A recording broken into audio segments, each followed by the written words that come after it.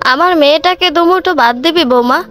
দুমুঠো ভাত চাওয়াতে মামুনের বউ হালিমা মিশুর মাকে ঘাট ধাক্কা দিয়ে বের করে দিল। ফুল একমাত্র ওই ঘটনার সাক্ষী ছিল। সে দৌড়ে মিশুকে খবরটা দিতে গেল। মিশুর কানে কথাটা পৌঁছানোর সাথে সাথে বই খাতা ফেলে মায়ের কাছে ছুটে আসলো। দুয়ারে থালা হাতে মাকে পড়ে থাকতে দেখে জড়িয়ে ধরল সে। মিনারা বেগম মেয়ের চোখের দিকে তাকালেন, দুঃখ প্রকাশ করে বললেন, তোর না আজ পরীক্ষা, উঠে আসলি কেন? মিশু মাকে ধরে উঠে দাঁড়ালো। মায়ের গায়ে লেগে থাকা ধুলোবালি ঝেড়ে দিল। চোখে তার অশ্রু, কিন্তু মুখে কাঠিন্যের ছাপ। মায়ের হাত ধরে বলল, 10 দিন ভাত না খেলে মানুষ মরে না মা। তুমি আর কখনো যার তার দুয়ারে ভাত চাইবে না। ভাত না খেলে শক্তি পাবি কিভাবে? পড়া মাথায় ঢুকবে নাকি? তুই ঘরে যা মা, রাসু বাবুর কাছে নিশ্চয়ই ভাত আছে, আমি যাবো আর আসবো। মিশু মাকে একা ছাড়তে নাকচ করলো, উল্টো মায়ের হাত শক্ত করে ধরে মামুনের বইয়ের দিকে তাকালো। তোমার মা হলেও কি এভাবে ধাক্কা দিতে পারতে ভাবি? মিশুর ভাবি হালিমা মুখ বেঁকিয়ে ঘরের দোর লাগিয়ে দিল। মামুনের বউ হালিমা, মিশুর ভাবি, মিশুর আপন ভাই মামুনের বউ। এক সন্ধ্যা লগনে বিয়ে করে আনে হালিমাকে। দীর্ঘদিনের প্রেম ছিল তাদের। হালিমাকে অথবা মিনারা বেগমকে জানানোর প্রয়োজন মনে করল না। বাড়িতে পা রাখার পরদিনই পাতিল আলাদা করে ফেলল হালিমা। আস্তে আস্তে মামুনকেও মা বোনের কাছ থেকে বিচ্ছিন্ন করে দিল। প্রথমে তাদের দুয়ার এক থাকলো, একটা সময় আলাদা হতে হয়। চাল ডাল মিলিয়ে একটি মুদির দোকান আছে মামুনের। মিনারা বেগমের বিয়ের পর শাশুড়ির থেকে সোনার বালা পেয়েছিল, সেটা বিক্রি করে মামুনকে দোকান দাঁড় করাতে টাকা দেন। সব কিছুই ঠিক ছিল। নতুন দোকান দেওয়ার পর থেকে ভালো ক্রয় বিক্রয় হচ্ছিল। 3 জনের সংসারে পাঁচুর্যে ভরা না থাকলো দুমুঠো ভাত পেত, এখন তো সেটাও পায় না মিশু ও তার মা। ঘরে এসে দোল লাগালো মিশু। মাকে বসিয়ে কৌটা থেকে একটা বিস্কুট চিবিয়ে পানি পান করে নিল সে। ওনার সাহায্যে ঠোঁট সহ গলা মুছে মায়ের পাশে বসলো। এই দেখো, তোমার সামনে বিস্কুট পানি খেলাম, পেট ভরে গেছে। মিনারা বেগম আঁচলে মুখ লুকালো, মিচে হেসে উত্তর দিল, পাগলি মেয়ে, একটা বিস্কুট খেয়ে কি আর ভাতের স্বাদ মিটে? বাঁচবি কিভাবে? ভাতের অপর নাম যদি জীবন হতো, তাহলে হাজারো দরিদ্ররা বেঁচে থাকতো না। পানির অপর নাম জীবন, এজন্যই বলা হয়েছে যেন আমাদের মতো দরিদ্রদের পেট ভরতে পারে। পানির তো দাম নেই, এর জন্য কারো লাথিও খেতে হবে না। আমি পানি খেয়ে দিব্যি থাকতে পারবো। তুমি অযথাই চিন্তা করছো মা। মিশুর কথাগুলোতে কতটা কষ্ট লুকায়িত আছে তা মিনারা বেগমই জানে। হাই হুতাশ করা ছাড়া আর কোনো পথ নেই তাদের কাছে। মিশুর ইন্টারমিডিয়েট পরীক্ষার আর 4 দিন বাকি আছে, অথচ ঘরে চাল ডাল কিছুই নেই। পরীক্ষা না থাকলে হয়তো মিশু ধার দেনা করে কিছু নিয়ে আসতো, এখন তো সেটাও পারছে না। 3টা বাজতে চলল, অথচ মা মেয়ে কারো পেটে কিছুই পড়ল না। কিছুক্ষণ যাবৎ মিনারা বেগমেরও কোনো সারা শব্দ পাচ্ছে না মিশু। বই খাতা বন্ধ করে মায়ের ঘরে আসলো মিশু। মিনারা বেগম তখন পশ্চিমমুখী হয়ে শুয়ে আছে। মিশু দীর্ঘশ্বাস ফেলে মাকে আর ডাকলো না। দুয়ার চেপে দুমুঠো চালের সন্ধান করতে বের হয়ে গেল সে। সন্ধ্যা নাগাদ 2 কেজি চাল ও 1 কেজি ডাল হাতে ফিরল মিশু। টাকার বন্দোবস্ত করেছে কলেজের বান্ধবীর থেকে ধার করে। এই বাজারে 3 দিন চালিয়ে দিতে পারবে দুজন। দুয়ার খুলে সারা ঘর অন্ধকার দেখতে পেল মিশু। অন্ধকারে হাত ছে পলিথিন টেবিলের উপর রাখতে রাখতে বলল, ও মা, আজ আলো জ্বালালে না? বলতে বলতে আলো জ্বালালো মিশু। মাকে তখন বিছানার উপর সেইভাবে শোয়া অবস্থায় দেখতে পেল সে, যেমনটা বিকালে দেখে গিয়েছিল মিশু। মায়ের কাছে এসে 2-3 বার ডাকলো সে। মায়ের কোনো নড়চড় না দেখে গায়ে হাত রাখলো মিশু। বরফের ন্যায় ঠান্ডা হয়ে আছে পুরো শরীর। মিশু 2 কদম পিছিয়ে গেল। শরীর কাঁপছে তার। শরীর তো তাদেরই বরফের মতো ঠান্ডা হয়ে যায় যারা মারা যায়। বইয়ে পড়েছে সে, মাও বলেছিল মিশুকে। মাথায় হাত দিয়ে মা বলে আত্মচিৎকার করে উঠল মিশু। তারপর মিশুর আর কিছু মনে নেই। আতরের সুঘ্রাণে সারা বাড়ি সুগন্ধিত। মিশু দুয়ারে মাথা ঠেকে বসে আছে। আগামীকাল তার ইন্টার পরীক্ষা, সেদিকে তার কোনো চিন্তা নেই। অথচ পড়াশোনার জন্য কতই না যুদ্ধ করেছে গোটা পৃথিবীর বিপরীতে। টেবিলের উপর চাল ডালগুলো ওই রকমভাবেই পড়ে আছে। মাহারা মিশু আবারও এতিম হয়ে গেল। কালচক্রে আবারও মিশুকে সেই জায়গায় দাঁড় করালো যখন মিশুর বাবা পৃথিবী ছেড়ে চলে গিয়েছিল। তফাৎ শুধু এইটুকুই, তখন মিশুর মাথা হাত রাখার জন্য তার মা ছিল, আর আজ কেউ নেই। মামুন রাতে হালিমাকে নিয়ে আসছিল। মা মারা গিয়েছে বলে মামুনের চোখে দুঃখ দেখা গেল, হালিমার চোখে লালসা ছাড়া আর কিছুই দেখতে পেল না মিশু। কথায় কথায় হালিমা যখন বলে ফেলল, তুই একা এত বড় ঘরে কিভাবে থাকবি রে মিশকা? আমি বরঞ্চ খায়রুন আপাকে আসতে বলি, কেমন? তোর একটা সঙ্গীও হবে, মেয়েটাও মাথার ছায়া পাবে। খায়রুন হালিমার আপন বোন, মেয়েটা ডিভোর্সি, স্বভাবগতভাবে কেউ পছন্দ করে না। বলা বাহুল্য বাজারে অনেকেই বলা বলি করে খায়রুনকে নাকি প্রায় হোতাপাড়া ব্রিজের নিচে দেখতে পাওয়া যায়, যেখানে খদ্দেরের আনাগোনা বেশি। হালিমার কথা শুনে তাচ্ছিল্যের সাথে হাসলো মিশু। ভাইয়াকে উপেক্ষা করে বলেছিল, বোঝো একজন মরে গেছে কিন্তু আরেকটা বেঁচে আছে বলেই কি অত্যাচার করতে চাইছো? মাথার ওপর ছাউনি নাই, তবুও মেয়ের তেজ কমেনি। এত ঢং করে কি হবে? আসলে তো ভাইয়ের কাছে আসতে হবে। আমার অভিভাবক একজনই ছিল, আমার মা। মা বেঁচে থাকতেই যেই ভাই বউয়ের ভয়ে দায়িত্ব পালন করেনি, সে এখন কিসের স্বার্থে অভিভাবক সাজতে এসেছে তা কি আমি বুঝি না? মামুন মিশুর গালে সজোরে থাপ্পড় বসিয়ে বলল, আজই তুই আমার বাড়ি থেকে বের হবি। গার্ডিয়ান মানবি না তো আমার বাড়িতে কেন পড়ে থাকবি? মিশু গালে হাত রেখে কান্না জড়ানো কণ্ঠস্বরে বলল, আমি যাব না। হালিমা ননদের মার খাওয়া দেখে পৈশাচিক আনন্দ পেল। মামুনের রাগ বাড়ানোর জন্য বলল, ওই পাড়ার মনসুরের সাথে তো ঠিকই পীড়িতের কথা বলতে যাস। এতদিন আম্মা ছিল বলে আমরা কিছুই বলিনি, এখন তো মানুষ আমাদের উপরে থুতু দিবে। মিশু বিস্মিত হয়ে গলার আওয়াজ নিচু সুরে বলল, উনি আমার শিক্ষক ভাবি। মনসুর মিশুদের বাংলা শিক্ষক, খুবই ভদ্র সম্মানিত মানুষ। আজ পর্যন্ত কোনো ছাত্রীকে খারাপ নজরে দেখেওনি এবং কোনো অযাচিত কথাও বলেনি। সে মানুষটার সাথে মিশুকে নিয়ে এমন মন্তব্য, কতটা কুৎসিত মনোভাব হালিমার। মিশু ভাইয়ের দিকে তাকালো, সেও বউয়ের কথায় সহমত পোষণ করছে বোঝাই গেল। মিশু সত্যি সত্যি এতিম হয়ে গেল, আপন ভাইও আজ পর হয়ে গেল। মিশু ভাইয়ের উত্তরের আশায় তাকিয়ে রইল। মামুন নির্লিপ্ত কণ্ঠে বলতে শুরু করলো, থাকতে হলে খায়রুনের সাথেই থাকতে হবে, নইলে এ বাড়িতে তো জায়গা নেই। মিশু মামুনের পা জোড়া জড়িয়ে ধরে বসে রইল, চোখে তার দুঃখের অশ্রুপাত। মামুনের হৃদয়ে বোনের অশ্রুকণা দেখেও কোনো প্রভাব ফেলল না। মিশু অনুনয় করে বলল, ও ভাই এতটা পাষাণ হয়েও না, কথা দিচ্ছি তোমার কাছে কোনো কানাকড়ি চাইব না, শুধু আমার মাথার ছাদটা কেড়ে নিও না। খায়রুনের সাথেই তোর থাকতে হবে, মাস শেষে মোটা অঙ্কের টাকা দিবে বলেছে।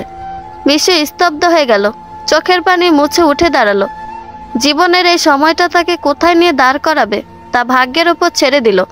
হালিমার দিকে ঘৃণা ভরা চোখে তাকিয়ে বলতে শুরু করলো, পরীক্ষা শেষ হলে আমি বাড়ি ছেড়ে চলে যাব, তখন না হয় নিজেদের জন্য ঘরের মধ্যেই কবর খুঁড়ো। মামুন হুঙ্কার স্বরে ডাকলো, মিশু।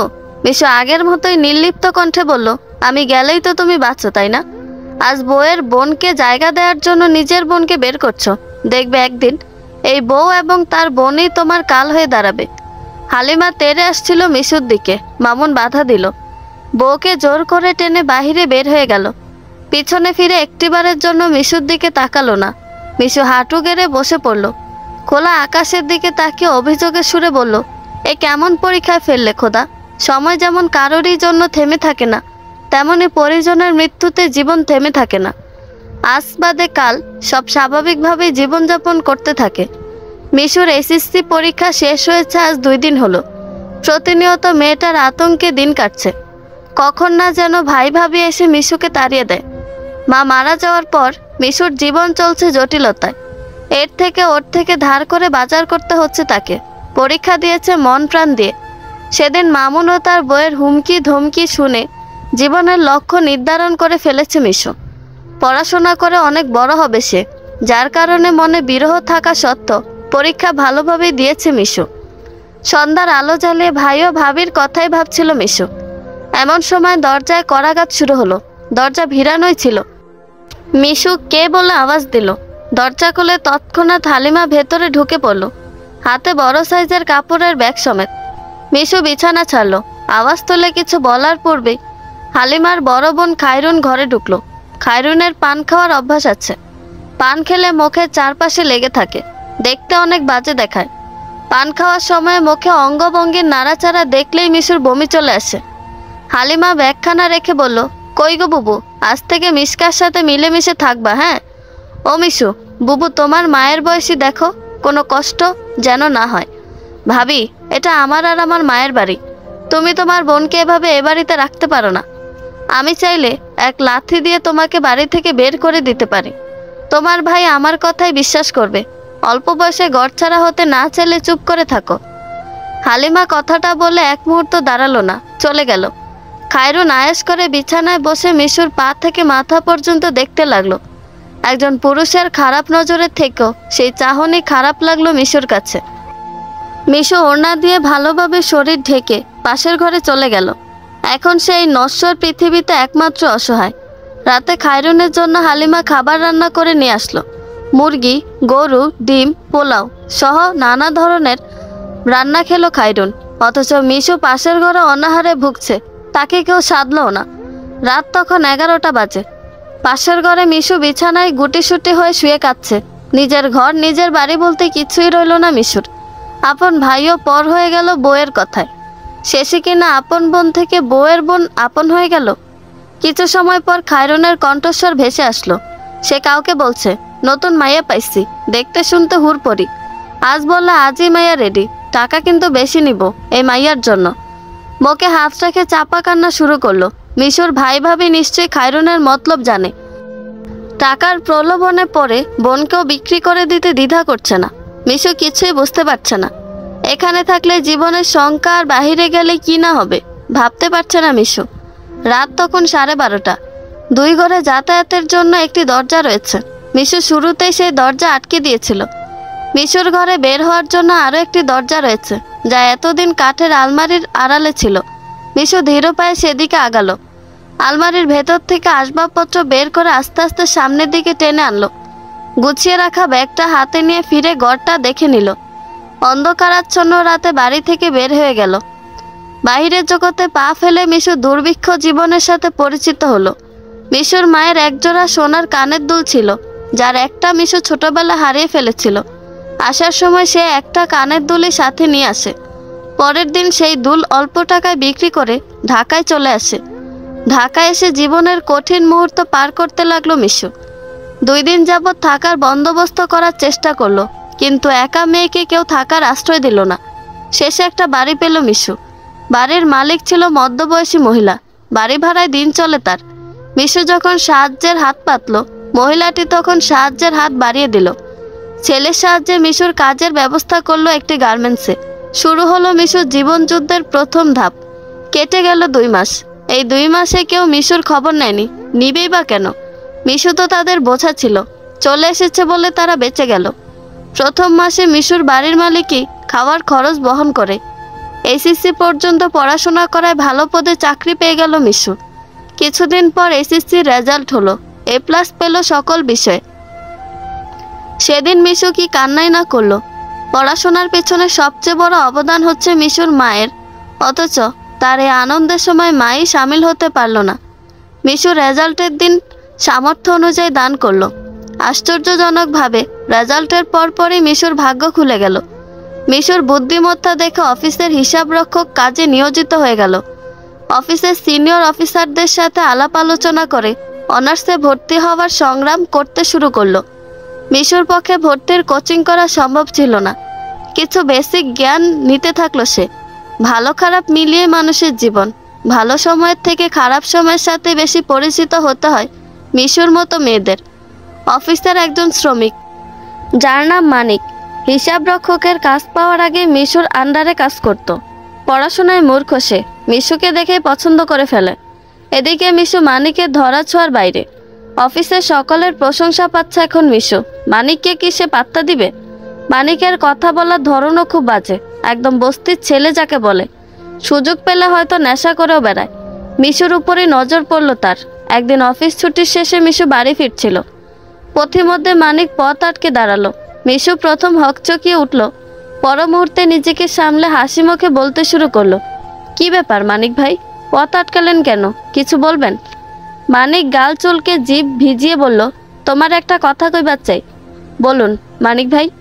মানিক আশেপাশে নজর ঘুরিয়ে মিশুর দিকে তাকিয়ে বলল, তোমার আমি বিয়া করবো। মিশু ভরকে গেল। কাঁধের ব্যাগ শক্ত করে আঁকড়ে ধরল।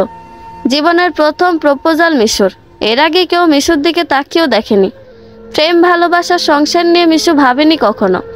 আকস্মিক প্রপোজাল পেলে শরীর কাঁপুনি উঠে গেল মিশুর। গলির মোড়ে মিশুর বাড়ি। এ পথে মিশুর বাড়ির মালিক আসছিল।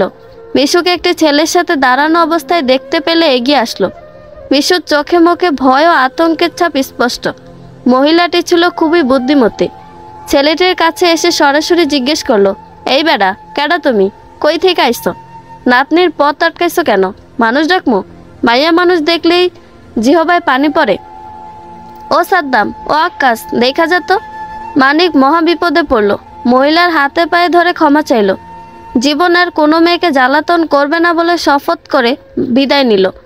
মানিক চলে যেতেই মিশুকে ধরে মহিলাটি ঘরে নিয়ে আসলো। বিড়বিড় করে দোয়া দরুদ পরে 3 বার ফু দিল সারা গায়ে। মাথায় স্নেহময় হাত বুলিয়ে বলল, দুনিয়াটা খুবই কঠিন রে মা। একলা চলতে গেলে মোমের মতো নরম হওয়া যাইত না, পাথরের মতো শক্ত হইতে হইব। তোমারে রক্ষা করার লাইগা এই বুড়ি আজীবন বাইচা থাকবো না। পেটের সাথে সাথে নিজের শরীরকেও রক্ষা করতে হইব। আরেকবার মিশু বাস্তবতার মুখোমুখি হলো। আজকের ঘটনায় মিশু শিক্ষা নিতে পারলো যে নারী তুমি অসহায় নও, সহায় হও। জীবনযাপনে নরম নয়, শক্ত হও। শীতকালীন সময়টাকে গ্রাম্য ভাষায় ঢালের সময় বলে। রোদহীন এই সময়ে তিতাস গ্যাসের উৎপাদনও কমে আসে। ঢাকা শহরে রন্ধন কার্য শুরুই হয় ভোরের আলো ফোটার পূর্বে। রোদের উত্তাপ বাড়ার সাথে সাথে তিতাস গ্যাসের পরিমাণও কমতে থাকে। মিশুদের গার্মেন্টসের একটি ভাগ গ্যাসের উপর চলে।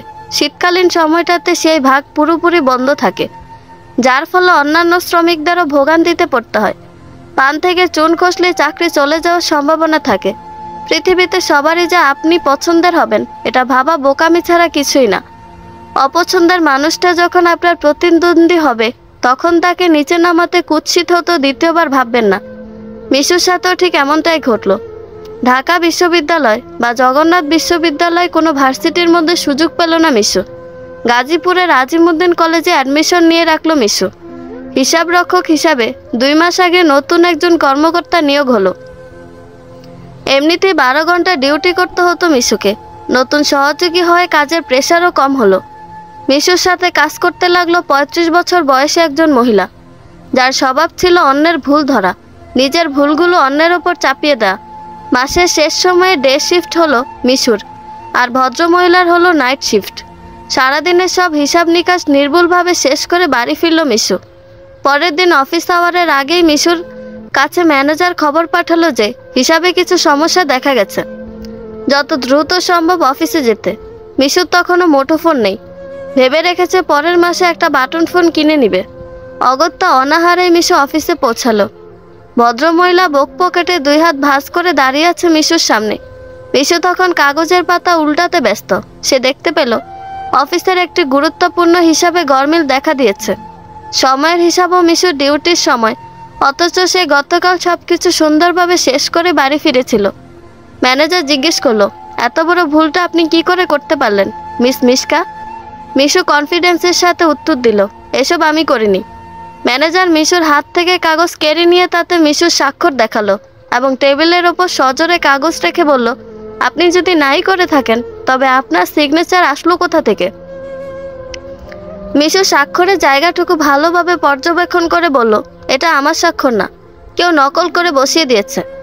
ভদ্রমহিলা নিরপরাধী হয়ে বলল, তোমার স্বাক্ষর নকল করে আমার কি লাভ হবে মা? তুমিও হয়তো ভুল করেছ। মিশু বারবার বলছিল সে নিরপরাধ, কিন্তু ম্যানেজার শুনল না। উল্টো মিশুকে দোষারোপ করে কাজ থেকে বের করে দিল। মিশুর জীবনটা পুনরায় অন্ধকারাচ্ছন্নে ঘিরে ফেলল। হাতে নেই কাজ, সময়টাও খারাপ। আশেপাশের গার্মেন্টসগুলোতে কাজ নেওয়ার চেষ্টা করতে থাকলো, কিন্তু চাকরি পেল না। এদিকে নতুন মাস শুরু হয়ে গেল। ঘর ভাড়া, দোকান বাকি, সব কিছু পড়ে রইল। মিশুর হাতে হাত গুটিয়ে রাখা ছাড়া আর কোনো উপায় রইল না। এর মধ্যে মিশুর বাড়িওয়ালা বাড়ি ভাড়া চেয়ে বসলো। মহিলাটির শরীর ভালো না, চিকিৎসা করাতে হবে। বিপদে পড়েছে বলেই টাকা চাইছে। মিশু পুনরায় কাজ খুঁজতে শুরু করলো।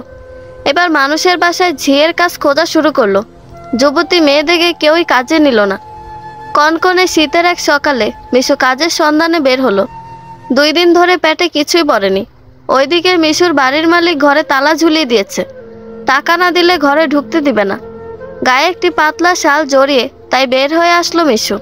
অনেক পথ হেঁটে যখন ক্লান্ত হয়ে গেল তখন ফুটপাতে বসে পড়ল। শীতে কাঁপছে মেয়েটা, চোখ মুখ ফ্যাকাশে বর্ণ ধারণ করেছে, 2 হাতের তালু ঘষছে সমান তালে। ডায়াবেটিস রোগীদের প্রধান ঔষধ হচ্ছে নিয়মিত হাঁটা। ফারুক সাহেব রোদ বৃষ্টি শীত গরম কোনো কিছুরই তোয়াক্কা করেন না। সকাল সকাল হাঁটতে বের হয়ে যান। ভদ্রলোকের একটি ছেলে ছাড়া কেউ নেই। স্ত্রী 5 বছর আগে মারা গিয়েছে। শেষবেলায় বিভিন্ন শখ পূরণ করে সময় কাটান। মিশুকে জড়সড় অবস্থায় বসে থাকতে দেখে হাঁটার গতি কমিয়ে দেন ফারুক সাহেব। দ্বিধাগ্রস্ত হয়ে ধীর পায়ে আগান মিশুর দিকে। নরম গলায় বলতে শুরু করেন, এখানে বসে আছো কেন মা? স্নেহভরা কণ্ঠস্বর শুনে মিশু চোখ তুলে তাকালো। ফারুক সাহেবের হাস্যোজ্জ্বল মুখখানা তখনও মিশুর উত্তর আসার অপেক্ষা করতে থাকলো। কাঁপতে থাকা মিশু উত্তর দিল, আমাকে একটা কাজ দিতে পারবেন চাচা? আমার একটা কাজের খুব প্রয়োজন। ফারুক সাহেব বুঝতে পারলেন শীতের কারণে মিশুর অবস্থা খুবই শোচনীয়। সময় অপচয় না করে মিশুকে নিয়ে একটি চায়ের দোকানে বসলেন। গরম গরম চায়ের অর্ডার করে মিশুকে জিজ্ঞেস করলেন, বাড়িতে তোমার কে কে আছে মা? জবাবে মিশু বলল, কেউ নেই চাচা। একা এই ঢাকা শহরে কিভাবে আসলে? অপরিচিত মানুষকে বলবে কি বলবে না ভাবতে ভাবতে নিজের সাথে ঘটে যাওয়া ঘটনাগুলো একে একে বলতে শুরু করলো মিশু। ইতিমধ্যে চা চলে আসলো। ফারুক সাহেব চায়ের কাপ মিশুর হাতে তুলে দিয়ে মিশুর কথা শোনার জন্য মনোযোগী হলেন। এদিকে 2 দিন পেটে কিছু না পড়ায় মিশুর ক্ষুধাও লেগেছে প্রচুর। খালি পেটে চা খেলে নির্ঘাত বমি করে দিবে সে। চায়ের কাপ হাতে রেখে ঘোরাতে লাগলো মিশু। ফারুক সাহেব কি বুঝলেন কে জানে, দোকানদারের কাছ থেকে রুটি নিয়ে মিশুর হাতে দিল। লজ্জায় আড়ষ্টতায় মিশু রুটি নিয়ে চায়ের সাথে ভিজিয়ে খেতে শুরু করলো। প্রায় 1-1.5 ঘন্টা মিশুর জীবন বৃত্তান্ত শুনে ফারুক সাহেব মিশুকে নিজের সাথে নিয়ে যাওয়ার সিদ্ধান্ত নিল। মিশু প্রথমে রাজি হতে চাইছিল না। ঢাকা শহরে বিশ্বস্ত লোকের প্রচুর অভাব। সামনে বসে থাকা লোকটি আদতে বিশ্বাসযোগ্য হবে? পরক্ষণে মনকে প্রশ্ন করলো। লোকটা এতক্ষণ যাবৎ তার সাথে আছে, তার জীবনের বৃত্তান্ত ঘটনা শুনছে। চেহারা দেখে খারাপও মনে হচ্ছে না। নানান কল্পনা জল্পনা করে মনকে বুঝিয়ে ফারুক সাহেবের প্রস্তাবে রাজি হয়ে গেল মিশু। শর্ত রাখলো, সে বিনা পরিশ্রমে তার বাড়িতে উঠতে রাজি নয়। ভদ্রলোক তাই মেনে নিলেন। মিশুকে নিয়ে প্রথমে তার পুরনো ভাড়া বাড়ি গেলেন। ধারদানা পরিশোধ করে মিশুকে নিয়ে বাড়ি ফিরে আসলেন। ফারুক সাহেবের বাড়ি এসে মিশুর জীবন নতুন করে চলতে শুরু করলো। ফারুক সাহেব লোকটি খুবই পরোপকারী। চলতি পথে বাড়িতে যে সাহায্যের হাত বাড়াক খালি হাতে ফিরে যায় না। মিশু সারাদিন ঘরবাড়ির কাজ করে, রাত হলে পড়াশোনা করে। এভাবেই চলছিল মিশুর জীবন। একদিন সকালবেলা ফারুক সাহেবের ছেলে বাড়িতে আসে। ফারুক সাহেবের ছেলের নাম নিহাল, বয়স 32, এখনো বিয়ে করেনি। চট্টগ্রাম ইউসিবি ব্যাংকে চাকরি করে। মিশু তখন ঘুম থেকে উঠে বাইরে ঝাড়ু দিচ্ছিল। ফারুক সাহেব মেয়েদের কখনো কাজে রাখেননি। 7 সকালে বাড়ির সামনে যুবতী মেয়েকে কাজ করতে দেখে আশ্চর্য হলো। কিছুটা ধমকে স্বরে বলে উঠল, তোমাকে ঝাড়ু দিতে বলেছে কে? মিশু মাথা তুলে নিহালকে দেখে মাথায় কাপড় দিল। নিহালকে মিশু চেনে, ফারুক সাহেব ছবিতে দেখিয়েছিল। সালাম জানিয়ে মিশু বলল, আমি প্রতিদিনই ঝাড়ু দেই, আপনি বাসায় যান ভাইয়া। চাচা হাঁটতে বের হয়েছেন। নিহাল কিছু বলল না, বাড়ির ভেতর প্রবেশ করলো। ঘরে এসে পরিপাটি দেখতে পেয়ে ফ্রেশ হয়ে ঘুমিয়ে পড়ল। সব কাজ শেষ করে মিশু দুপুরের পর পড়তে বসেছিল। মিশুকে এবারের একটা ঘর দিয়েছেন ফারুক সাহেব। নিজের মেয়ের মতো স্নেহ করেন মিশুকে। পড়াশোনা নিয়ে সাপোর্ট করেছেন মিশুকে। মিশু ভেবেছে এবার চাকরির খোঁজ করবে। এভাবে অন্যের বাসায় কতদিন আর পড়ে থাকবে। মিশুর ভাবনার মাঝে দরজায় কষাঘাতের শব্দ শুনতে পেল মিশু। দরজা খুললে নিহালকে দাঁড়িয়ে থাকতে দেখে খানিকটা অবাক হলো। বিস্মিত স্বরে বলল, ভাইয়া আপনি? কিছু লাগবে? নিহাল স্বাভাবিক স্বরে বলল, চা বানাচ্ছিলাম, চিনি খুঁজে পাচ্ছি না। মিশু দেয়াল ঘড়িতে সময় দেখে নিল, দুপুর 3টা বাজে। এ সময় চা পান করে কে? নিহালের মতো মানুষটা নিশ্চয়ই। মিশু কিছু না বলে চিনি বের করে দিল। শুধু তাই নয়, চা বানিয়ে নিহালের দিকে এগিয়ে গেল। চা পেয়ে নিহাল খুশি হলো। চায়ের কাপে চুমুক দিয়ে প্রশান্তের হাসি হাসলো। দুপুরের পর 1 কাপ চা না পান করতে পারলে নিহালের ভালো লাগে না। 1 সপ্তাহের ছুটিতে নিহাল এসেছে। বাবার কাছে মোটামুটি মিশুর বায়োডাটা শুনে নিয়েছে। মিশুর এখানে থাকা নিয়ে নিহালের কোনো মাথা ব্যথা নেই। কোলাহল মুক্ত বাড়িতে নতুন কেউ আসলে বরঞ্চ ভালোই লাগে নিহালের। বাবার সাথে সময় কাটানোর জন্য একজন মানুষ তো আছে। এবার নিহাল কর্মস্থলে ফিরে একটু নিশ্চিন্তে থাকতে পারবে। চা পান করতে করতে নিহাল জিজ্ঞেস করলো, কিসে যেন পড়ো? অনার্স প্রথম বর্ষে। এখানে থাকতে কোনো সমস্যা হচ্ছে না তো? মিশু কি বলবে ভেবে পাচ্ছে না। সমস্যা মিশুর নয়, নিহালদের হওয়ার কথা। এই যে বিনা পরিশ্রমে মিশুকে 2 হাত ভরে দিয়েই যাচ্ছে, এই ঋণ কিভাবে সে পরিশোধ করবে? মিশু মিনমিন করে উত্তর দিল, ভেবেছি এবার একটা চাকরির খোঁজ করব। এভাবে আপনাদের ঘাড়ে বসে থাকতে ইচ্ছে করছে না। চায়ের কাপে শেষ চুমুক দিয়ে নিহাল বলল, খুব ভালো সিদ্ধান্ত নিয়েছ। মেয়েদের লক্ষ্য স্থির রাখতে হবে, নয়তো পৃথিবীর লড়াইয়ে লড়াই করতে পারবে না। তবে তোমার কথায় কিছুটা সংশোধন করে দিচ্ছি। তুমি বাবার ঘাড়ে চড়ে এখানে আসোনি, বরং বাবা তোমাকে নিয়ে এসেছে। এতটুকু সময় যা বুঝলাম, বাবা তোমাকে মেয়ের মতো স্নেহ করবে। তুমি এখানে থেকেই পড়াশোনা, চাকরি করতে পারবে। ভেবো না আমি ভিলেন হয়ে দাঁড়াবো। বাবার আদর্শে বড় হয়েছি, মানুষকে মানুষ ভাবি। মিশু নত মাথায় শুনে গেল। কথায় আছে, শিক্ষিত মানুষের সাথে কথা বলতে গেলে 10 বার ভেবে নিতে হয়। নিহাল মানুষটা খারাপ নয়, ঠিক ফারুক সাহেবের মতো। নিহাল পুনরায় বলল, তা কি ভাবলে? কোথায় চাকরি করবে? ব্যাংকে নাকি কোম্পানিতে? মিশু কি বলবে বুঝতে পারছে না, শুধু বুঝতে পারল জীবনের এই পর্যায়ে আরও একটা শিক্ষা নিল। শিক্ষিত মানুষের কদর অনেক বেশি। গল্প অথবা উপন্যাসের লেখকের কলমে চরিত্ররা বিনা পরিশ্রমে সুখের রাজ্যে ঘুরে বেড়ায়, কিন্তু বাস্তবে সুখ দুঃখ মিলেই তো জীবন। সুখের পর দুঃখ, দুঃখের পর সুখ, এভাবেই কালচক্রে মানুষের জীবন পার হয়ে আসছে। জেগে থেকে স্বপ্ন দেখা মানুষগুলোর স্বপ্ন আদতে পূরণ হয় কিনা জানা নেই। বাস্তবে পূরণ হলো গোনা কজনের হয়। গণনা করতে চাইলে 100 জনের মধ্যে একজনই পাওয়া যাবে। মিশর অনার্সের 2য় বর্ষের পরীক্ষার সময় ফারুক সাহেবের মরণবেদী ক্যান্সার ধরা পড়ল, একদম লাস্ট স্টেজ। দীর্ঘদিনের কাশি ও অপুষ্টির জন্য গলার কণ্ঠনালীতে ঘা হয়ে যায়, যার ফলে ক্যান্সারের মতো মরণবেদী অসুখ হয়ে যায়। ফারুক সাহেব যেদিন খুব অসুস্থ হলো, মিশু তখন দিশেহারা পথিক। চট্টগ্রামে নিহালের কাছে খবর পৌঁছাতে পৌঁছাতে অনেক দেরি হয়ে গেল। এবার কেয়ার হাসপাতালে সারাদিন দৌড়াদৌড়ি করে সন্ধ্যায় রিপোর্ট হাতে পেল মিশু। ক্যান্সার লাস্ট স্টেজে থাকা রোগীর অবস্থা অবশ্যই ভালো হবে না।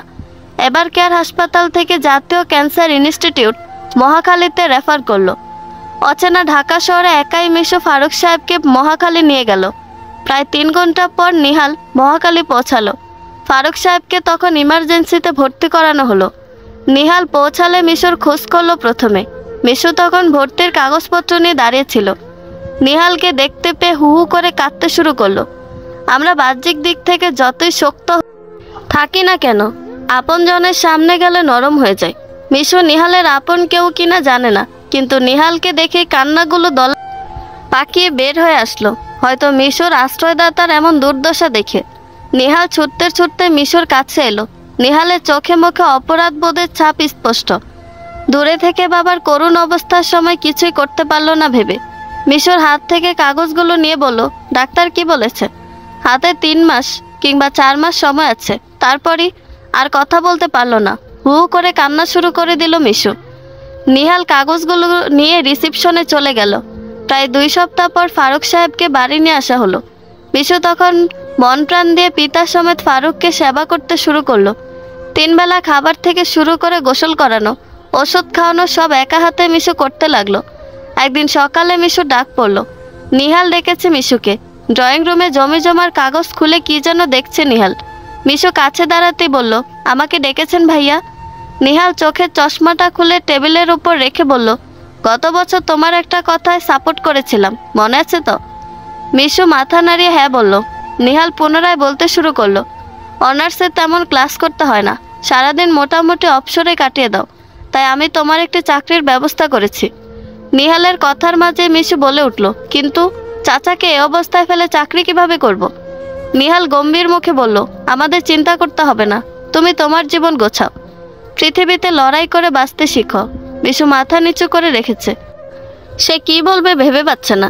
হঠাৎ কেনই বা নিহাল তার চাকরির ব্যবস্থা করলো, জিজ্ঞেস করতে ইচ্ছে করলো। প্রশ্নটা মনে দমিয়ে না রেখে বলল, আমার চাকরির ব্যবস্থা কেন করলেন? নিহাল বুঝতে পারলো মিশু এত সহজে নিহালের সিদ্ধান্ত মানবে না, তাই সত্য জানিয়ে দেওয়ার কথাই ভাবলো। 2 হাত হাঁটুর উপর রেখে বলতে শুরু করলো, বাবাকে নিয়ে সিঙ্গাপুর যাব, সেখানে মাউন্ট এলিজাবেথ হাসপাতালে চিকিৎসা করাবো। কাগজপত্র আসতে 1 সপ্তাহ সময় লাগবে। বাবার চিকিৎসার জন্য অনেক টাকার প্রয়োজন। ভেবেছি আমাদের বাড়ি জায়গা জমি সব বিক্রি করে সিঙ্গাপুর নিয়ে যাব। ছোটবেলা থেকে বাবা কোনো কিছুরই অভাব দেয়নি। আমি শেষ পর্যন্ত বাবার চিকিৎসা করতে চেষ্টা করব। যেহেতু আমি একজন শিক্ষিত মানুষ, সাথে ব্যাংকারও, সেখানে গিয়ে কিছু করে হলেও খেতে পারবো। আর রইল তোমার চাকরির কথা, বাবা তোমাকে রাজকন্যার মতো এ বাড়িতে না রাখতে পারলো আদর বা অভাব কোনোটারই কমতি রাখিনি। আমি তোমাকে আগেও বলেছি, আমি বাবার আদর্শে বড় হয়েছি। বাবা যাকে যেমন ভালোবাসবে আমিও তাকে তেমনই ভালোবাসবো, সম্মান করব, স্নেহ করব। আমরা চলে গেলে তোমার যেন পুনরায় পথে ঘাটে ঘুরতে না হয়, তাই চাকরির ব্যবস্থা করলাম। আশা করছি বাবার কথা ভেবে হলো তুমি না করবে না। মিশু গুনগুন করে কেঁদেই যাচ্ছে। ভাগ্য তার সাথে এভাবে খেলছে কেন? উপরওয়ালার কাছে কত শত অভিমান জমা হচ্ছে। উপরওয়ালা কি তাকে সুখের সন্ধান দিবে না? নিহালের প্রতি চিরকৃতজ্ঞ রইল মিশু। নিহালের চাকরির প্রস্তাব স্বাচ্ছন্দ্যে গ্রহণ করল সে। তবে তারা যতদিন দেশে আছে ততদিন ফারুক সাহেবের সেবা করার জন্য নিহালের কাছে অনুরোধ করল মিশু। নিহাল অমত করেনি। সন্ধ্যায় রান্না করছিল মিশু। নিহালকে বাহির থেকে আসতে দেখে চা বসালো সে। গরম গরম চায়ের সাথে দুটো বিস্কুট সাজিয়ে নিহালের সামনে রাখলো মিশু। ক্লান্ত নিহাল চা পেয়ে সময় অপচয় করেনি। চায়ে চুমুক দিয়ে মিশুর উদ্দেশ্যে বলল, পাশে বসো তো। মিশু গুটি পায়ে এগিয়ে বসলো। নিহাল মিশুর দিকে তাকিয়ে চায়ে চুমুক দিচ্ছে। আকস্মিক মুচকি এসে বলল, তোমার চাটা অনেক মিস করবো মিশকা। যাই বলো, তোমার চা কিন্তু দারুণ হয়। আমার সব ক্লান্তি নিমিষেই যেন দূর হয়ে যায়। মিশু কিছু বলল না, হাতের আঙুল ফোটাতে লাগলো। নিহাল চা শেষ করে বলল, আগামীকাল একটু ভালো কিছু রান্না করতে পারবে? পারবো। কে আসবে? নিহাল বলল, বাড়িটা বিক্রি হয়ে গেছে। আগামীকাল কয়েকজন এসে সব দেখে যাবে, সাথে অর্ধেক টাকা দিয়ে যাবে। মিশুর মনটা খারাপ হয়ে গেল। তার ইচ্ছে করছে নিহালদের সাথে চলে যেতে। যদি মিশুর এই ক্ষমতা থাকতো তো চলেই যেত, কিন্তু না আছে তার কাছে টাকা, না আছে সম্পদ, চাইলেও যেতে পারবে না সে। নিহাল হেসে চলে গেল। বাড়িটা বিক্রি হয়ে গেল। নিহাল বাড়ির আসবাবপত্র বিক্রি করতে শুরু করলো। কিছু জিনিস মিশুর জন্য রেখেও দিল। নিহালরা চলে গেলে মিশু মিরপুর থাকবে। নিহাল সেখানে একটি ফ্ল্যাট ঠিক করে দিয়েছে। দিন যতই ফুরোতে থাকলো, মিশুর মন খারাপ ততই বাড়তে শুরু করলো। অবশেষে সেই মন খারাপের দিনটি চলে আসলো, যেদিন নিহাল ও ফারুক সাহেবের চলে যাবে। মিশু সকাল থেকে কেঁদে যাচ্ছে। ফারুক সাহেব আগে থেকে অনেক রোগা হয়ে গেছেন। দুইটা থেরাপি দিয়ে মাথার চুল থেকে শুরু করে ভ্রুও চলে গেল। বিদায়ের সময় ফারুক সাহেব মিশুর মাথা হাত রেখে দোয়া করে গেল। নিহাল চলে যাওয়ার সময় মিশুর হাতে একটি খাম তুলে বলল, নিজের খেয়াল রেখো। বদ্ধগড়ে তুমি একজন দুর্বল নারী হলো সারা পৃথিবীর সামনে শক্তিশালী নারী হয়ে দাঁড়াবে। তোমাকে আমি কখনোই ভুলবো না। ভালো থেকো। নিহাল ও ফারুক সাহেব চলে গেল। মিশু মিরপুরের বাড়ির বারান্দায় সকাল থেকে বসে রইল। দূর আকাশের বুকে যখনই উড়োজাহাজ দেখতে পেত তখনই বিড়বিড় করে বলতো, আপনারা সুস্থ থাকেন। মিরপুরের বাসায় 1 মাস কেটে গেল। মিশু এখন চাকরি করে, রাত জেগে পড়াশোনা করে। সময় পেলে বাহিরে বের হয়ে যায়। মিশুর মতো হাজারো মানুষদের দুঃখ সুখ নিজের চোখে দেখে। ফারুক সাহেবের জন্য মিশুর মন খুব কাঁদে। নিহালের কথা ভেবে দীর্ঘশ্বাস বেরিয়ে আসে। মিশু জীবনে কিছু করতে চায়। গরিব অসহায়দের পাশে দাঁড়াতে চায়। তার জন্য অনেক টাকার প্রয়োজন। টাকা পেতে চাইলে শিক্ষিত হতে হবে মিশুকে। এভাবে ঘরে বসে থাকলে হবে না। মিশুর সহকারী ধানমন্ডিতে ওয়েব ডিজাইনের কোর্সের কথা বলেছিল। হাতে কিছু টাকা জমিয়ে মিশু সেখানে ভর্তি হয়ে যাবে ভেবে রাখলো। ছুটির দিনে মিশু বই খাতা ঘাটাঘাটি করছিল। মিশু নতুন ফোন নিয়েছে, সিম ফারুক সাহেবেরই। অফিস থেকে শুধু ফোন আসে। এখন পর্যন্ত কোনো বন্ধু বানাতে পারেনি সে। মূলত ইচ্ছা হয়নি বন্ধু বানানোর। রাস্তাঘাটে বেরোলে ভাই বোনের সম্পর্ক দেখলে মিশুর মন খারাপ হয়। বড় ভাই মামুনের কথা খুব মনে পড়ে। মনে পড়ে বিয়ের আগে তাদের ভাই বোনের সম্পর্কের কথা। যে কোনো খাবার মামুন একা কখনো খেত না, মিশুকে নিয়ে 3 জন মিলে খেত। কত ঈদ মিশুদের জামা ছাড়া করতে হয়েছে। মামুনের সামর্থ্য না থাকলেও ঈদের পরে তার মন ভালো করার জন্য 100 টাকা পকেটে নিয়ে মিশুকে নিয়ে মেলায় যেত।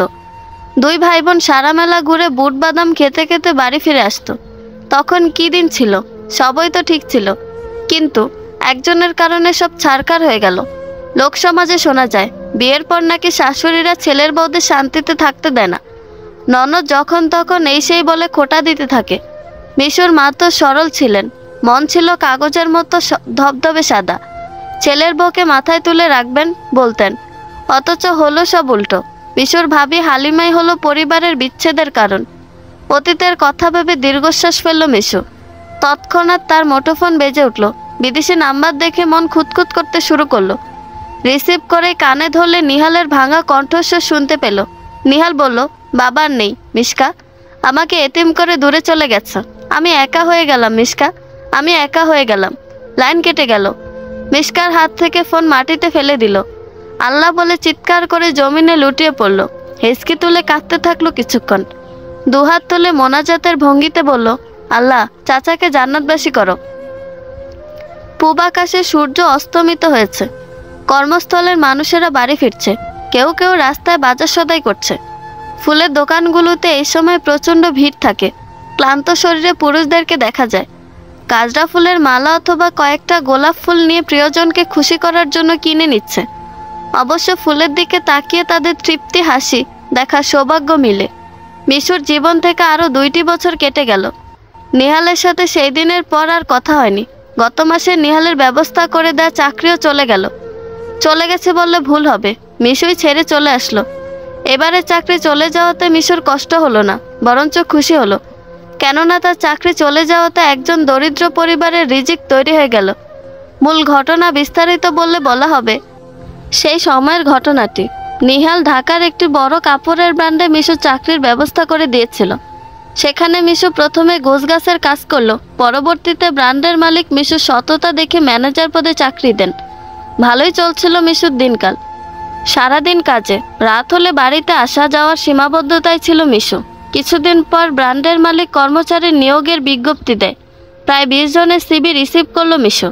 তার মধ্যে 3 জনকে সিলেক্ট করা হলো। 3 জনের মধ্যে রাসেল নামক একজন ছেলে ছিল, যে মিশুর থেকে বয়সে 3 বছরের বড়। ছেলেটার রেজাল্টও ছিল দুর্দান্ত, মিশুকে সম্মান করত। রাসেল জয়েন হওয়ার 1 সপ্তাহ পর দোকানে একজন বৃদ্ধা লোক আসলো। সাধারণত কর্মচারীরাই সকল ক্লায়েন্টদের সাথে কথা বলে। সেদিন মিশুর কি যেন হলো। বৃদ্ধা লোকটাকে দেখে তার বাবার কথা মনে পড়ে গেল। মিশু নিজেই বৃদ্ধার কাছে এগিয়ে গেল। বৃদ্ধাটি ছিল রাসেলের বাবা। মিশু রাসেলের বাবার হাত ধরে চেয়ার এনে বসালো। রাসেল তখন ছিল না, কিছু কাপড় আনতে গোডাউনে গিয়েছিল। মিশু সেদিন শুনতে পেল রাসেলদের পারিবারিক কথা। রাসেলের বাবা পেশায় একজন কৃষক। ছেলেকে পড়াশোনা করানোর জন্য জায়গা সম্পদ বিক্রি করে ঢাকা শহরে চলে আসে। মিশু আরও জানতে পারল রাসেলের পড়াশোনা ঠিকই শেষ, কিন্তু ভালো চাকরি পাচ্ছিল না। আমাদের দেশে এ আর নতুন কি, বিগত 6 মাস ধরে চাকরির পেছনে ছোটাছুটি করছিল রাসেল। এমনও বেলা গিয়েছে তারা 3 বেলা থেকে 2 বেলা অনাহারে থেকেছে। বৃদ্ধা বয়সে রাসেলের বাবা রিক্সা চালাতেও হয়েছিল। এসব শুনে সেদিন মিশুর চোখের পানি চলে আসলো। মিশু সেদিনই ঠিক করলো সে রাসেলকে ভালো পদে চাকরির ব্যবস্থা করে দিবে। এই জন্য মিশু ব্র্যান্ডের মালিকের সাথেও কথা বলল। মালিক প্রথমে রাজি না হলো, পরবর্তীতে মিশু রাজি করে ফেলল। মিশু চলে আসায় রাসেলের মিশুর পরিবর্তে চাকরি হয়ে যায়। গত সপ্তাহে মিশুর অনার্সের ফাইনাল পরীক্ষার রেজাল্ট দিল। ভালো পয়েন্টের সাথে দুর্দান্ত ফলাফল করেছে মিশু। মিশু ভেবে নিয়েছে এবার মাস্টার্সে ভর্তি হয়ে যাবে সে। বিগত 2 বছরে ভালো টাকা জমিয়েছে সে। এই টাকায় আগামী 1 বছর চাকরি ছাড়াও চলতে পারবে। কিন্তু বলে না, রাজার ধন বসে খেলে এমনিতেই ফুরিয়ে যায়। কর্মজীবী মানুষেরা ঘরে শুয়ে বসে কাটাতে পারে না। মিশুর ক্ষেত্রেও তাই। পড়াশোনা করলেই হয় না, চর্চা করতে হয়। মিশু তাই বাড়ি থেকে কিছুটা দূরে একটি কোচিং সেন্টার খুলে ফেলল। নাম দিল এসব পরিপাঠশালায়। নামটা সাধারণ হলেও ভালো লাগলো মিশুর কাছে। প্রথম অনলাইনে পোস্টারে প্রচার শুরু করলো মিশু। আস্তে ধীরে ছাত্রছাত্রী আসতে শুরু করলো। কমার্সের স্টুডেন্ট হিসাবে মিশু এইচএসসি ও এসএসসি 2টি বেস শুরু করলো। প্রায় 6 মাসে মিশুর নাম ডাক চারপাশে ছড়িয়ে পড়ল। এত দূর মিশু সহজে আসতে পেরেছে বললে ভুল হবে। ভালো খারাপ মিলিয়েই তো পৃথিবী। একদিন একদল মানুষ ভিড় করলো মিশুর কোচিং সেন্টারের সামনে। বলা যায় তারা ছিল এলাকার নেতাদের ডান হাত বাম হাত। তাদের পাঠিয়েছিল তলায় পড়ে থাকা প্রতিবেশী কোচিংয়ের মালিকেরা। একজন মেয়ের এত উন্নতি দেখে হিংসা করলো প্রচুর। প্রথমে মিশুর কাছে চাঁদা চাইলো, বলল এখানে থাকতে হলে কমিশন দিতে হবে। মিশু তখন ভয় পেল, কমিশনের সাথে সাথে দিয়ে দিল। মোটামুটি 5-10 হাজার খেয়ে যখন এরা আবার আসলো, মিশু তখন তাদের মূল কর্মকাণ্ড ধরে ফেলল। পরবর্তীতে আসলে মিশু তাদের সামনেই পুলিশ ডাকলো। প্রতিবাদী হয়ে বলল, নারী বলে আমাকে দুর্বল ভাববেন না। আপনাদের যারা পাঠিয়েছে তাদের সুব্যবস্থা করা হয়ে গেছে, এখন আপনাদেরও করব। জানেনই তো আজকাল নারীদের ক্ষমতা বেশি।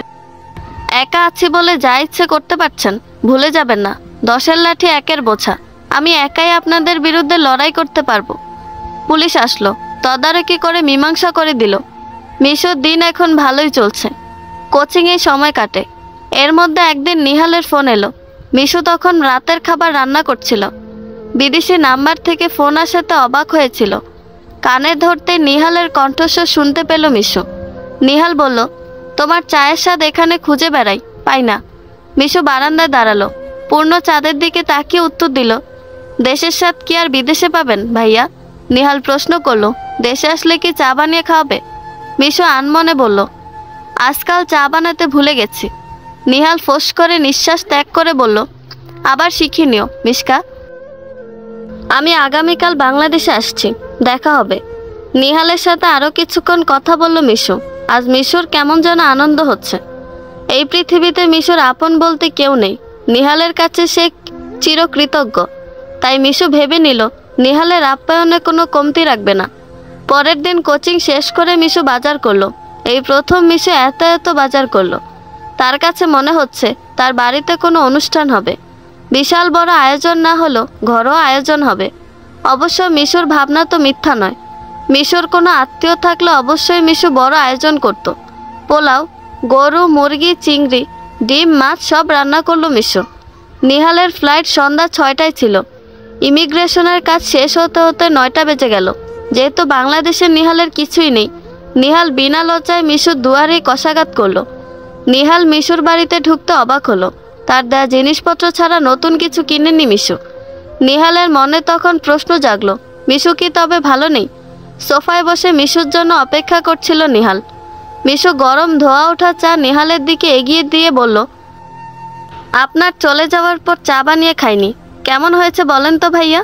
নিহাল চায়ের কাপে চুমুক দিয়ে চোখ বন্ধ করে ফেলল। ঠোঁটে প্রশান্তির হাসি হেসে বলল, পারফেক্ট। আমার এত ঘন্টা জার্নির ক্লান্তি দূর হয়ে গেল। মিশু কিছু বলল না, দাঁড়িয়ে আঙুল ফোটাতে লাগলো। নিহাল চা শেষ করে বলতে শুরু করলো, তুমি কি ভালো নেই মিশকা? মিশু অবাক হলো, সে তো ভালোই আছে। কোচিং, নিজের পড়াশোনা নিয়ে খুব ভালো আছে। পাল্টা প্রশ্ন করলো মিশু, বয়স বেড়েছে বলেই কি বলছেন? নিহাল হাসলো, উত্তরে বলল, তোমার থেকে আমার বয়স বেশি মিশকা, লজ্জা দিও না। নিহাল পুনরায় বলল, মেয়েরা সৌন্দর্যের ব্যাপারে খুব যত্নশীল থাকে, তুমি তো ঘরই সাজাওনি। মিশু অন্যদিকে তাকিয়ে বলল, এই আসবাবপত্রে আমার অভিভাবকদের ছোঁয়া আছে। প্রতিনিয়ত এরা আমাকে শক্ত হতে বলে। এদের ছুঁয়ে আমি চাচার স্নেহ অনুভব করি। নতুনত্ব এনে এদের পর করতে চাইনি। মিশুর কথায় নিহাল সন্তুষ্ট হলো। তার বাবার কথাই সত্যি হলো। ফারুক সাহেব সবসময় বলতেন, এই মেয়ে হচ্ছে লক্ষ্মী, যেই ঘরে যাবে আলোয় ভরে দিবে। নিহালের আগমনে মিশু প্রতিবেশীদেরও দাওয়াত করলো। রাতের ভোজ গ্রহণে অনেক আলাপ আলোচনা করলো সকলে। নিহাল মিশুর বাড়িতেই থাকলো। সকলে যাওয়ার পর মিশু নিহালের ঘরে আসলো। নিহাল তখন ব্যাগ গোছাচ্ছিল। মিশুকে দেখে একটি প্যাকেট এগিয়ে দিয়ে বলল, তোমার জন্য একটা শাড়ি বাবা কিনেছিল মিশকা। বাবা বলেছিল সুস্থ হয়ে দেশে আসলে শাড়িটা নিজের হাতে তোমাকে দিবেন। মিশু শাড়িটা খুলে দেখলো। গোলাপি রঙের খুব সুন্দর একটি শাড়ি। শাড়ির ওপর হাত বুলিয়ে মিশু বলল, শেষ সময় চাচার পাশে কে ছিল? নিহাল বলল, আমি ছিলাম। বাবা আমার কোলে শেষ নিঃশ্বাস ত্যাগ করেছেন। মিশু দীর্ঘশ্বাস ফেলল। বিড়বিড় করে বলল, আল্লাহ চাচার সমস্ত গুনাহ মাফ করে দিন। বছরের পর বছর পার হয়ে যাবে, কিন্তু কিছু মানুষের স্বভাব পরিবর্তন হবে না। আরও একবার মিশু কিছু কুৎসিত মানুষের মুখোমুখি হলো। সাক্ষাৎ পেল কিছু নিকৃষ্ট মনোভাবের এবং বাঁচালো একটি নিষ্পাপ প্রাণকে। গাজীপুর রাজবাড়ী মাঠে প্রতি বছরই বৈশাখী মেলা বসে। এবারও বসলো। মিশু মেলায় একাই ঘুরে বেড়াচ্ছিল। তখনই মিশুর ভাবি হালিমার বড় বোন খায়রুনের দেখা মিলল। মেলায় একটি মেয়ের হাতে ধরে ঘুরছে খায়রুন। বয়সের ভারে নুয়ে পড়েছে মহিলাটি, কিন্তু স্বভাব পরিবর্তন হলো না। মিশু ভালোভাবে লক্ষ্য করে দেখতে পেল মেয়েটি আর কেউ নয়, মিশুর প্রতিবেশী ফুল। অতীতে যেই মেয়ে মিশুর মাকে হালিমা ধাক্কা দেওয়ার খবর দিয়েছিল সেই মেয়ে। মিশুর শরীরের লোম দাঁড়িয়ে গেল। খায়রুন কি করতে চাইছে বুঝেও ফেলল। মিশু তাদের পিছু নিল। সে একা কি করবে বুঝতে পারছে না। হঠাৎই তার নিহালের কথা মনে পড়ল এবং সেই প্রথম নিহালকে নিচ থেকে ফোন করলো। নিহালকে সারমর্ম বলার পর তাকে আশ্বাস দিল সে মিশুর পাশে থাকবে। নিহাল তার কথা রাখে 20 মিনিটের মধ্যে চলে আসলো, কিন্তু একা নয়। নিহালের বন্ধু ফয়সাল গাজীপুরের এসপি তাকে নিয়ে আসলো। হীনবল মিশুর কোত্থেকে যেন এত সাহস চলে আসলো। সে একাই খায়রুনের মতো নিকৃষ্ট মানুষের মোকাবেলা করতে তৈরি হলো। খায়রুন ফুলকে নিয়ে মেলার স্টেজের পিছনে চলে গেল। মিশু তাদের পিছু সেখানে গিয়ে দেখতে পেল ফুলকে একজন মধ্যবয়স্ক লোকের হাতে তুলে দিয়েছে খায়রুন। লোকটা ফুলের দিকে লোলুপ দৃষ্টিতে তাকিয়ে আছে। লোকটার অবাধ্য হাত জোড়া ফুলের শরীরের দিকে এগোচ্ছে। মিশুর সহ্য হলো না। উচ্চ আওয়াজে বলল, ফুলকে ছেড়ে দাও। খায়রুন আকাশ থেকে পড়ল। মিশুকে দেখে চিনতে ভুল করলো না। মিশুর চোখে খায়রুন নিজের বিনাশ দেখতে পেল, তাই সামনে আগাতে সাহস পেল না। পিছিয়ে যেতে থাকলো ধীরে ধীরে। নিহাল তখনই ফয়সালকে নিয়ে চলে আসলো। ফয়সাল সমস্ত ঘটনা বুঝে খায়রুন ও মধ্যবয়স্ক লোকটাকে আটক করলো। ফুল সমস্ত ঘটনায় পাথর হয়ে গিয়েছে। মিশু এগিয়ে এসে ফুলকে জড়িয়ে ধরে বলল, ফুল, আমি তোর মিশকা আপা, চিনতে পারছিস? ফুল এক পলক তাকালো। মিশুকে চিনতে পেরে হু হু করে কান্না শুরু করে দিল। থানায় সকল ফর্মালিটি পূরণ করে ফুলকে নিয়ে বাসায় ফিরল নিহাল ও মিশু। ফুল এতক্ষণে অনেকটা স্বাভাবিক হয়ে গেছে। মিশু ফুলকে জিজ্ঞেস করলো তার ভাই ভাবির কথা। ফুল তখন উত্তর দিল, মামুন ভাই আরেকটা বিয়ে করছে মিশু বাবু। হালিমা ভাবির ঘরে একটা ছেলে হয়েছে, কিন্তু হালিমা ভাবির চরিত্রে দোষ আছে। 2 বোন মিলে এলাকা নষ্ট করে ফেলেছে। আমাকেও ছাড় দেয় নাই বুবু। আব্বারে মোটা অঙ্কে টাকা দিয়ে গাজীপুর নিয়ে গেছিল। ফুলের কথা শুনে মিশু দীর্ঘশ্বাস ফেলল। আজ সে না থাকলে ফুলের কি হতো ভেবেই কেঁপে উঠল। মিশু ফুলের মাথায় স্নেহময় হাত বুলিয়ে বলল, আমাদের এভাবেই দেখা হওয়া বোধহয় লেখা ছিল ফুল রে। তুই আজ থেকে আমার সাথেই থাকবি। ফুল রাজি হয়ে গেল। মিশুর সাথেই থাকতে শুরু করলো। মিশুর জীবন থেকে আরো 2টা বছর চলে গেল।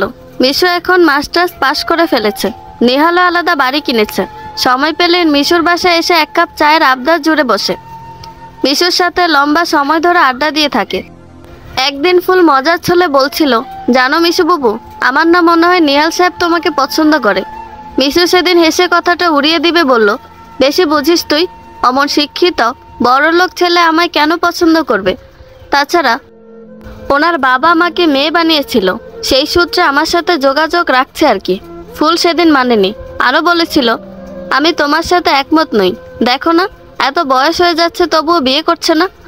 তার মানে সে তোমার জন্য অপেক্ষা করছে। মিশু ফুলের কান মলে সেদিন খুব বকেছিল, কিন্তু আজ ফুলের কথাই ঠিক হয়ে গেল। আজ মিশু ও নিহালের বিয়ে। বিশাল বড় আয়োজনে নয়, খুব ছোটোখাটো আয়োজন করেছে দুজন মিলে। সাদামাটা বিয়েতে মিশু পরল সেই শাড়িটা, যেই শাড়ি ফারুক সাহেব মিশুর জন্য কিনেছিল। আর নিহাল একটি সাদা পাঞ্জাবি পরিধান করে অতিথিদের আপ্যায়ন করছে। মিশুর কিছু ছাত্রছাত্রী বিয়েতে উপস্থিত হলো। তারা মিশুকে সুন্দর করে সাজালো। বিয়েতে সারা জীবন সুখে দুঃখে একসাথে থাকবে বলে ওয়াদা করলো। শুরু হলো মিশুর জীবনের এক নতুন অধ্যায়, এক নতুন জীবন, এক নতুন প্রাপ্তি। মিশুর জীবনটা স্বপ্নের মতো চলতে থাকলো। বিয়ে হলো, নিহাল মিশুকে সব কিছুতে ছাড় দিল। মিশুর কোচিং সেন্টার খুব ভালো চলতে লাগলো। কমার্সের সাথে সাথে সায়েন্স বিষয়কও পড়ানো শুরু করলো। সায়েন্সের বিষয়গুলোর জন্য ঢাকা বিশ্ববিদ্যালয় থেকে সাময়িক সময়ের স্টুডেন্ট আনলো। মিশুর সাথে নিহালও পড়াতে আসতে থাকলো সপ্তাহে 2 দিন। মিশুর জীবন এখন পরিষ্কার, স্বচ্ছ কাচের মতো। প্রায় 7 বছর পর এসএসসি পরীক্ষার হলে একজন ছাত্রের নকল ধরা পড়ল। শিক্ষকরা সেই ছাত্রটিকে জিজ্ঞাসাবাদ করলে ছাত্রটি বেয়াদবি করলো। এক পর্যায়ে ছাত্রটি তার বন্ধু বান্ধব সহ শিক্ষকদের গায়ে হাত তুলল। ঘটনাটি ম্যাজিস্ট্রেটের কানে পৌঁছালে ছাত্রটিকে ও তার বন্ধুদেরকে বহিষ্কার করে দিল। প্রায় 2 ঘন্টা পর তাদের অভিভাবক ম্যাজিস্ট্রেটের সাথে দেখা করতে আসলো। ম্যাজিস্ট্রেট তখন সেই কলেজের প্রিন্সিপালের চেম্বারে বসেছিল। অভিভাবকদের সাথে কথা বলতে চাইল। সকল ছাত্রের অভিভাবকদের মধ্যে মামুন ও হালিমাও ছিল। ভাগ্যক্রমে যেই ছেলেটি নকল করেছিল সেই ছেলেটি মামুন ও হালিমারই সন্তান। তারা দুজন ম্যাজিস্ট্রেটকে দেখে চমকে উঠল, কেননা ম্যাজিস্ট্রেট আর কেউ ছিল না, মিশুই ছিল। মিশু তার ভাই ও ভাবিকে ভালোভাবে দেখল। বয়সের ছাপ পড়েছে দুজনেরই। মাথার চুল পাকা ধরেছে হালিমার। এদিকে মামুনও কেমন দুর্বল হয়ে গেছে, দেখে মনে হচ্ছে অসুখ হয়েছে। তারা মিশুকে দেখে এগিয়ে আসছিল, তখন সহকারী শিক্ষকরা বাধা প্রদান করলো। মিশু চেয়ারে বসে বলতে শুরু করলো, সাধারণত ম্যাজিস্ট্রেটের কাজ তদারকি করা পর্যন্ত সীমাবদ্ধ থাকে, কিন্তু আমি আপনাদের সাথে কথা বলতে আগ্রহী, তাই দেখা করছি। হালিমা বাধা না মেনে মিশুর পায়ে গিয়ে পড়ল। আকুতি মিনতি করে বলতে শুরু করলো, ও মিশু বোন আমার, মনের মধ্যে গোস্বা রাখিস না, আমার ছেলেটারে পরীক্ষা দিবার সুযোগ করে দে, ও তো তোর ভাইপো লাগে। মিশু উত্তরে বলল, পা ছাড়ুন, অন্যায়ের সাথে আপোষ করা মানে অন্যায়। আপনার ছেলে নকল করেছে, সাথে শিক্ষকদের উপর হাত উঠিয়েছে, তাকে বহিষ্কার নয়, আজীবনের জন্য পড়াশোনা বন্ধ করে দেওয়া উচিত ছিল। আমি কথা বাড়াতে চাই না, আমার মতামত পাল্টাবো না, আপনারা আসতে পারেন। হালিমা ও মামুনদের এক প্রকার জোর করে প্রতিষ্ঠান থেকে বের করে দেওয়া হলো। মিশু দুপুর নাগাদ প্রতিষ্ঠান থেকে বের হয়ে গেল। গেটের কাছে হালিমা ও মামুন বসেছিল। মিশুকে দেখা মাত্র দৌড়ে গাড়ির সামনে এলো। মিশু গাড়ি থামাতে বলল, গাড়ির দরজা খুলে দুজনকে উঠে আসতে বলল। মিশুর বাড়িতে হালিমা ও মামুনকে নিয়ে গেল সে। বিশাল আলিশান বাড়ি দেখে অবাক হলো দুজনে। মিশুর আওয়াজ পেয়ে 5 বছরের আলিফ ও 4 বছরের আনায়ে দৌড়ে চলে আসলো। মিশু দুজনকে জড়িয়ে ধরল। তাদের পিছনে ফুল খাবার হাতে দৌড়ে এলো। ফুল ক্লান্ত হয়ে বলতে শুরু করলো, বুবু এরা এত দুষ্টু কেন? মিশু মুস্কি হেসে বলল, ওরা দুষ্টু না, ওরা চঞ্চল, আমার 2 চঞ্চল পাখি। ফুলের নজর তখন মামুন ও হালিমার দিকে পড়ল। ফুল ভয়ে কুকড়ে উঠল। মিশু তাদের বসতে বলে ফ্রেশ হতে চলে গেল। মামুন ও তার স্ত্রী হালিমা ঘুরে ঘুরে আলিশান বাড়ি দেখতে লাগলো। তারা দুজন ভাবতে লাগলো, কি নেই এই বাড়িতে, তারা জীবনেও যা দেখেনি তা দেখতে পাচ্ছে। হিংসা ও আফসোস করলো হালিমা, মিশুকে অত্যাচার করে বড্ড ভুল করেছিল সে। এদিকে মামুন কোন মুখে বোনের কাছে ক্ষমা চাইবে? সেও তো স্ত্রীর প্ররোচনায় পরে মা ও বোনকে দূরে সরিয়ে দিয়েছিল। দিনের পর দিন মা বোনের খোঁজ নেওয়া থেকে বিমুখ ছিল সে। স্ত্রীর মিথ্যা ভালোবাসা অন্ধ ছিল মামুন। মামুনের চিন্তার মাঝে নিহাল বাড়িতে প্রবেশ করলো। 2 হাতে বাজারের ব্যাগ, ফুল ফুল বলে চিৎকার করে ডাকতে শুরু করলো। ফুলের হাতে বাজার দিয়ে মামুনের দিকে এগিয়ে গেল। অমন শার্ট কোট পরিহিত সাহেবকে দেখে মামুন দাঁড়িয়ে পড়ল। নিহাল তখন এসে মামুনকে জড়িয়ে ধরে বলল, আমি আপনার বোনের স্বামী, আমার নাম নিহাল চৌধুরী, ইউসিবি ব্যাংকের ম্যানেজার হিসেবে কর্মরত আছি। নিজের কর্মের জন্য মামুন খুব লজ্জিত হলো। স্ত্রীকে বলল, চলো হালিমা, আমার শরীর খারাপ লাগতেছে। হালিমাও তার কৃতকর্মের জন্য অনুতপ্ত হলো। সেও লজ্জায় মাথা নুয়ে রাখলো। কিছুক্ষণ পর মিশু এলো। এইমাত্র গোসল করে এসেছে মিশকা, ভেজা চুল তার প্রমাণ। ভাই ভাবির সামনে এসে বসলো। এবার তার মাথা নিচু নয়, উঁচু করে রাখলো। আজ মিশুর অবস্থানটাই সুউচ্চতে। মাথা নিচু করার সময় অতিথি ফেলে এসেছে। মামুন বোনের দিকে এক পলক তাকালো। মিশু বলল, আমি স্বামী সন্তান নিয়ে এখানেই থাকি। হালিমা বলল, আমার ছেলের ভবিষ্যতের কথা একটু ভাব মিশু, ছেলেটাকে পরীক্ষা দেওয়ার সুযোগ করে দে। মিশু সোফায় হেলান দিয়ে বসে বলল, একজন সন্তানকে মানুষ করার জন্য বাবার থেকে মায়ের অবদান বেশি থাকে। তুমি তোমার সন্তানকে সুশিক্ষা দিতে পারোনি ভাবি। হালিমা মাথা নিচু করে রাখলো। আগের তেজ এখন আর তার নেই, থাকলেও কার সাথে দেখাবে? আগের মিশকা ছিল একা দুর্বল একজন মেয়ে, আর এখনকার মিশু শক্তিশালী উচ্চশিক্ষিত নারী, যার সামনে হালিমার কথা ফুটবে না। তবুও সে বলল, আগের কথা মনে পুষে রেখে আমার ছেলের জীবন নষ্ট করলি, উপরওয়ালা তোকে ছাড়বে না। মিশু হাসলো। মনে পড়লো অতীতের দিনগুলোর কথা। হালিমার দিকে তাকিয়ে বলল, উপরওয়ালা কাউকে ছাড় দেন না ভাবি। এই যে একসময় যাকে বিক্রি করার জন্য দুজন উঠে পড়ে লেগেছিলে, সেও কিন্তু কারো সন্তান, কারো বোন ছিল। তোমরা সেই মেয়ের ভয়াতুর অবস্থা দেখেছিলে। আধার রাতে যখন একজন মেয়ে ঘর ছেড়ে চলে আসলো, একটিবারও কি খোঁজ নিয়েছিলে? ভেবেছিলে কেমন অবস্থায় আছে সেই মেয়ে? আমি ভালো আছি, কিন্তু তোমরা? হালিমারা সত্যিই ভালো নেই। যে স্বামীকে মা বোন ছাড়া করেছিল, সেই স্বামী আজ তার নেই। নেহাত ছেলের জন্য তারা আজ একসাথে, কিন্তু মূলত হালিমা একা থাকে। হালিমারা চলে গেল। মিশু তাদের খালি মুখে বিদায় করেনি, রাতের খাবার খেয়ে বিদায় দিয়েছে। মিশুর ভাই যাওয়ার আগে মিশুর হাত ধরে অনেক কাঁদলো, বারবার ক্ষমা চাইলো বোনের কাছে। মিশু তখন ছিল উদাসীন, শুধু বলেছিল, আমি তোমাদের ক্ষমা করে দিয়েছি, তবে আমার জীবনের এতগুলা বছরের কষ্টগুলোর জন্য হয়তো মুখ থেকে কিছু বলবো না, কিন্তু আমার প্রতিটা নিঃশ্বাস তোমাকে অভিশাপ দিবে, তা আমি ফেরাতে পারবো না। মামুন নত মাথায় চলে গেল। হালিমার ক্ষমা চাওয়ার মুখ রইল না, হয়তো সে অনুতপ্ত। তাই তো ফেরার পথে চোখের অশ্রু বিসর্জন করছিল। পুনশ্চ অপরাধীরা অপরাধের শাস্তি পাবে, হোক সেটা ইহকালে অথবা পরকালে।